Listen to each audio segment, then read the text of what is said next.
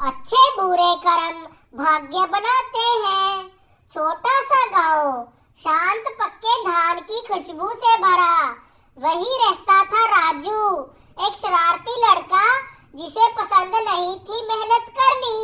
राजू के पिता सुबह खेत जाते, पर राजू सहक नहीं करता, बस खेल करता रहता था। गांव के लोग काम में लगे रहते, पर राजू उनका मजाक उड़ाता। इतनी मेहनत क्यों करते हो?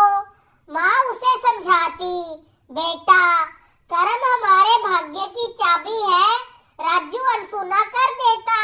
एक दिन खेत की मेड़ टूटी। पिता ने राजू से मदद मांगी। राजू भाग गया खेलने। मेड़ ना बनने के कारण पूरा खेत डूब गया।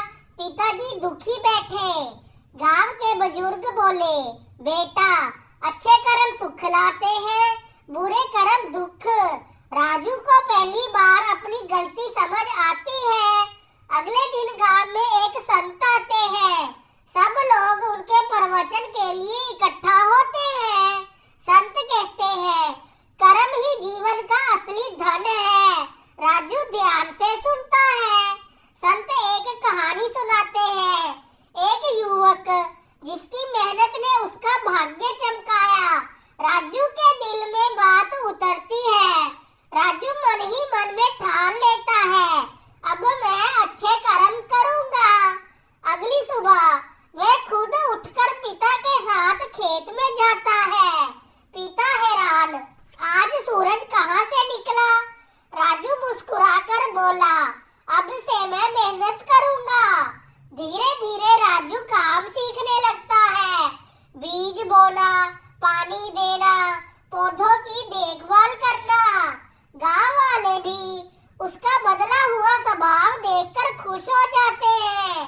राजू बुरे काम छोड़ देता है, जैसे झूठ बोलना, खेल में झगड़ा करना, समय बर्बाद करना।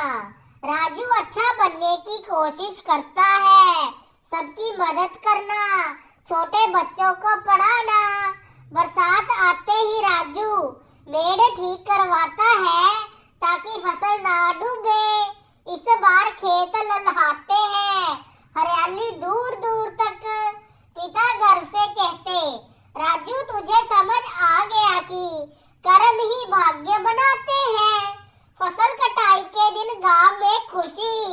सब कहते, इस बार राजू के अच्छे कर्मों ने खेत बचा लिया। राजू को संत फिर मिलते हैं। वह संत के चरण छूकर धन्यवाद देता है। संत मुस्कुराते हैं, बेटा तूने अपना भाग्य खुद बनाया। राजू गांव के बच्चों से कहता, अच्छे कर्म बीज हैं और भाग्य उनका फल। जितना अच्छा बोओगे